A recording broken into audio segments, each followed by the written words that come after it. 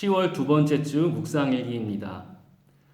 그저께 발표가 된 것처럼 어제부터 사회적 거리두기가 1단계로 완화가 되면서 주일 예배와 수요 예배, 금요 부흥회, 그리고 새벽 기도회가 다시 가능하게 되었는데요. 8월 중순부터 두 달 만에 현장 모임을 하게 된 것이죠. 상반기 때보다는 아무래도 두 번째이다 보니까 이번에 좀 더 힘든 그런 느낌이 있었습니다. 그래서 더 현장 예배에 대한 갈급함을 말씀하시는 분들이 많았는데요.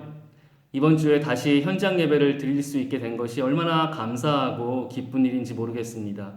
여러분, 그래서 이번에는 방역도 철저히 하면서 계속해서 이 코로나가 점차 좀 줄어들고 종식할 수 있도록, 그래서 더 이상은 현장 예배에 중단 없이 모이는데 힘쓸 수 있는 저희 모두가 되기를 바랍니다. 특별히 이번 주가 의미 있는 이유는 이번 주에 창립 40주년 선교 헌신 주간이 있기 때문인데요. 그래서 더 큰 의미가 있는 것 같습니다. 여러분, 이번 선교 헌신 주간의 주제가 뭔지 기억하시나요? 바로 미션 나우, 미션 투게더, 지금 그리고 모두 함께인데요.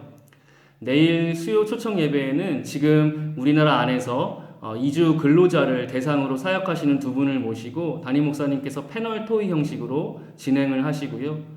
금요 부흥회 때는 할렐루야 교회 파송 선교사님들을 실시간으로 줌으로 연결을 해서 선교지의 그 생생한 이야기들을 함께 듣는 그런 시간을 가질 예정입니다. 많이 기대해 주시고요. 적극적으로 참여해 주시기를 바랍니다. 그래서 오늘은 각자 개인에게 이 선교의 의미를 한번 생각을 해보길 원하는데요. 나에게 처음으로 선교라는 이 단어가 의미 있게 다가온 그 순간 언제였는지 함께 생각해 보면 좋겠습니다. 저는 개인적으로 제 인생에 큰 영향을 주신 선교사님이 두 분 계신데요. 그 중에 첫 번째 그 선교사님과의 이야기를 좀 해보려고 합니다.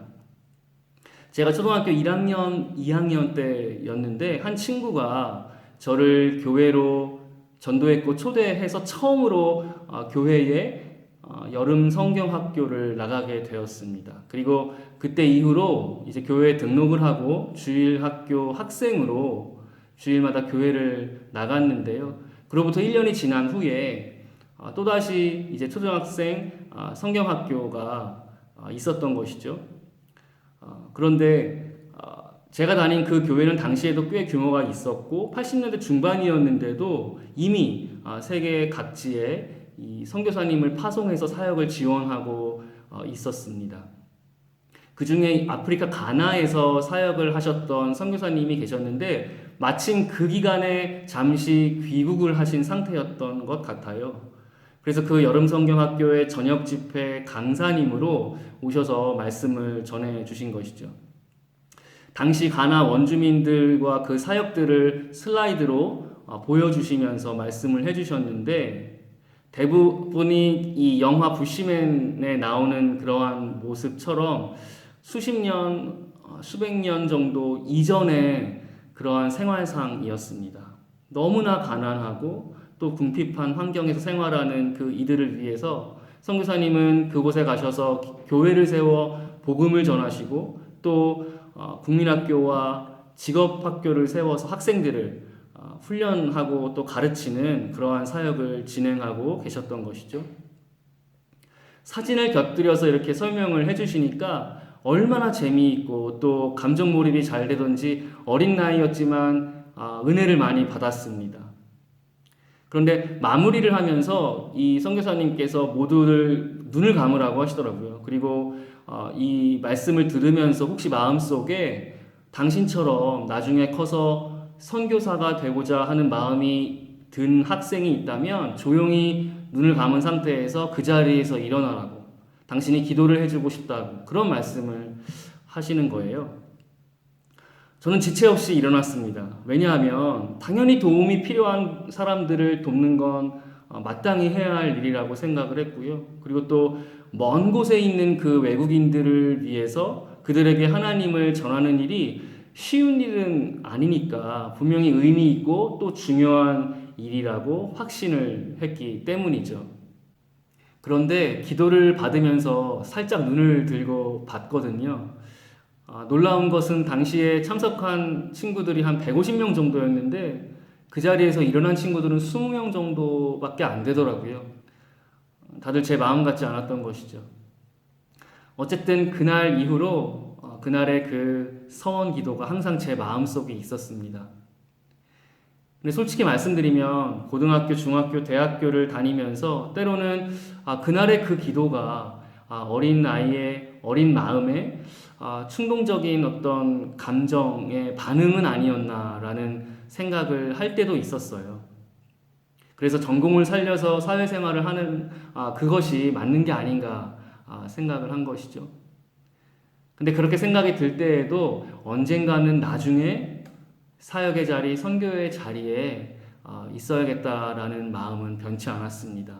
그리고 시간이 가면 갈수록 설령 그때 그 서원이 어린 나이에 그러한 마음으로 충동적으로 일어난 것이라 하더라도 그것마저도 하나님께서 저를 위하여 섭리하시고 인도하신 것임을 강하게 확신하게 되었고요. 그리고 그래서 지금 이렇게 목회의 자리에 있게 된 것이죠.